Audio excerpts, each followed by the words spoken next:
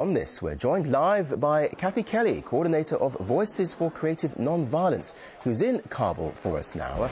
Hello to you. Now, if the US does indeed go into Pakistan in this manner, how effective do you think any operation would be?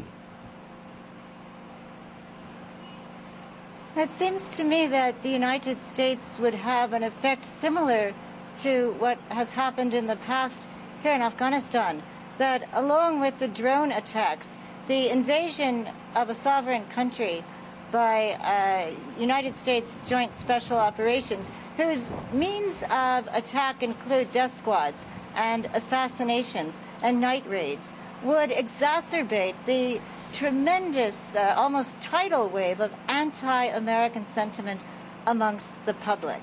And I think that would be the main effect.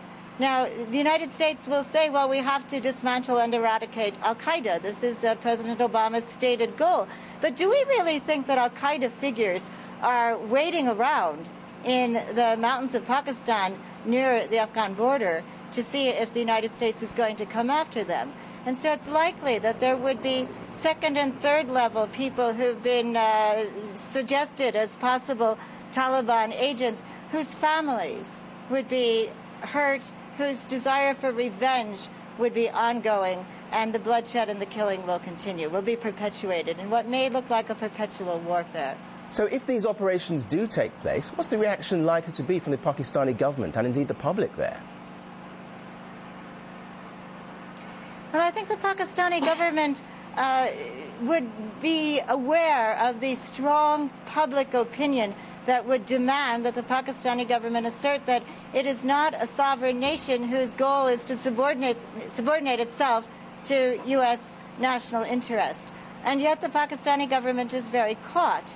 I think we also have to look at the fact that even now, the effect of the horrific floods that left 1/5 of Pakistan underwater is still having a terrible impact on people in Pakistan. And the Pakistani government can't continue to ignore the cries and the pleas of its own people. They've already been bullied by World Bank measures, by IMF measures that have imposed a value-added tax on people who already can't feed their families. And so it's almost as though Pakistan is a country where every single day you can see hunger strikes and demonstrations and people taking terrific risks to say to their government, this can't continue.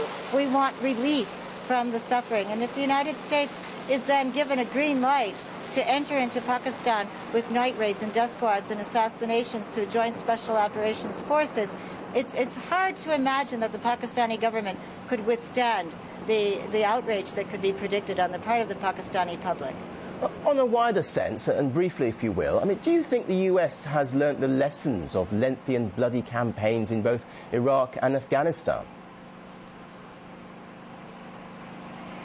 Well, I think the defense companies, the United States establishment of military industrial complex companies have learned that you can make an enormous profit. You can stuff your financial portfolios and run to the bank, and that you can do this in an unlimited way. And they've learned that lesson, and they would like to continue it.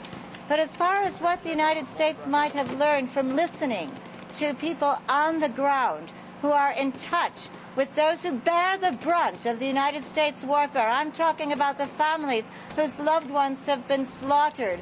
I'm talking about families where people are now widowed and orphaned. The United States doesn't learn from listening to the cries and the pleas of people who beg us to stop the killing. There's no indication that the United States learned from Iraqi families or from Afghan families. And yet we must hope that somehow U.S. public opinion, which is not in favor of warfare in Afghanistan or Pakistan, might somehow reach even the ears of people inside the Oval Office and the U.S. Congress. OK, we have to leave it there for now. Kathy Kelly, coordinator of Voices for Creative Non-Violence. Thank you very much for your views here on RT.